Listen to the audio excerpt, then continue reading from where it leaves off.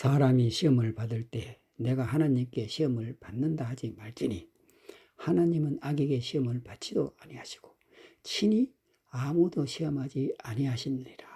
요한복음 1장 13절 말씀. 오직 각 사람이 시험을 받는 것은 자기 욕심에 끌려 미혹됨이니. 야고보서 1장 14절 말씀. 하나님이 우리를 사랑하시는 사랑을 우리가 알고 믿었노니 하나님은 사랑이시라. 사랑 안에 거하는 자는 하나님 안에 거하고 하나님도 그의 안에 거하시느니라. 요한복음 1서 4장 16절 말씀. 사랑 안에 두려움이 없고 온전한 사랑이 두려움을 내쫓나니 두려움에는 형벌이 있습니다. 두려워하는 자는 사랑 안에서 온전히 이르지 못하느니라. 요한 1서 4장 18절 말씀. 사랑하는 여러분, 신약 야고보서 요한 1서에 나오는 구절입니다. 쉽게 풀어보면 나에게 질병, 즉 두려움이나 질병이나 위험이나 하나님의 징계가 나에게 있다고 생각하는 등이 있을 때 이것은 하나님이 나에게 주는 것이 아니라 내가 사탄의 속임수에 썩는 것입니다. 그 시험, 징계는 미혹, 즉 사탄이 주는 것으로 자신의 욕심, 즉 하나님의 사랑을 믿지 못함 때문인 것입니다. 또 하나님은 아무에게도 시험, 징계를 하시지 아니하시고 사탄에게 시험 또는 속임을 받지도 아니하십니다. 다시 말하면 하나님은 아무에게도 징계나 벌을 내리시 아니하시고 사탄이 인간의 이러한 약점을 틈타 마치 하나님이 사람을 벌 주는 것처럼 속여 사람들이 하나님의 사랑을 믿지 못하게 합니다.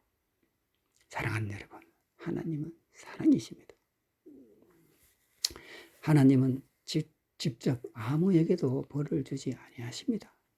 사실은 사탄이 하나님이 벌 주는 것처럼 속여 사람들에게 여러 가지 어려움을 줍니다. 예를 들어 주위 사람들의 미움, 성경 속의 하나님의 징계의 말씀, 두려움, 질병, 무력감, 절망, 싸움 등등. 이것은 결코 하나님이 주시는 것이 아닙니다. 이것은 진정 하나님의 속마음이 아닌 것입니다. 내가 사망의 엄침한 골짜기로 다닐지라도 해를 두려워하지 않을 것은 주께서 나와 함께 하심이라. 주의 지팡이와 막대기가 나를 안위하시나이다. 시편 23편 4절 말씀. 인자가 온 것은 두려움을 받으려 함이 아니라 도리어 섬기려 하고 자기 목숨을 많은 사람의 대속물로 주려 하심이라. 마가복음 10장 45절 말씀. 우주와 그 가운데 있는 만물을 지으신 하나님께서는 천지의 주제시니 손으로 지은 전에 계시지 아니하시고 또 무엇이 부족한 것처럼 사람의 손으로 섬김을 받으시는 것이 아니니 이는 만민에게 생명과 호흡과 만물을 친히 주시는 이심이라. 사도행전 17장 24절 25절 말씀. 위에서 사도행전 27장 24절에서 천지를 지으신 하나님은 천지의 주인이시니 창조전에는 계시지 아니하시고, 이것을 쉽게 해석하면 창조물이 없으면 하나님의 존재 의미가 없다는 말씀입니다. 즉 창조물이 있어서 사랑을 주고 받아야 하나님이 있을 의미가 있다는 말씀입니다. 즉 사랑을 주고 받기 위해 우리를 창조하셨다는 말씀입니다. 또 25절에서 하나님은 부족한 것이 없기 때문에 사람에게 재물, 즉 성김이나 하나님을 보살피는 것이나를 받을 필요가 없는 것입니다.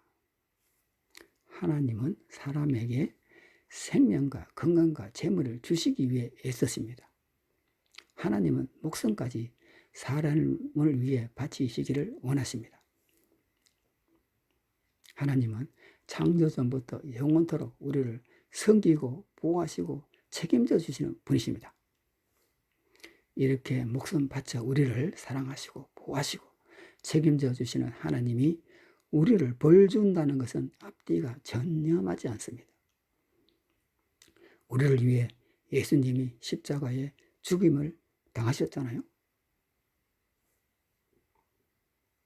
예수님은 우리에게 요구한 것이 아무것도 없습니다. 도움을 못 줘서 안달하셨지 아무것도 바라지 않았습니다. 목숨까지 우리를 위해 바쳤지 않았습니까? 예수님과 하나님의 마음은 똑같습니다. 예수님은 구약의 수많은 율법도 다 폐하시고 하나님을 사랑하고 기억하고 서로 사랑하라는 말씀만 하셨어요. 예수님은 병든 사람을 치료하고 귀신을 내쫓고 먹을 것을 주고 하나님께 기도하고 하나님의 사랑을 전하라는 말씀만 하셨어요. 우리가 살아가면 어려움과 질병과 다툼이 있기 마련입니다.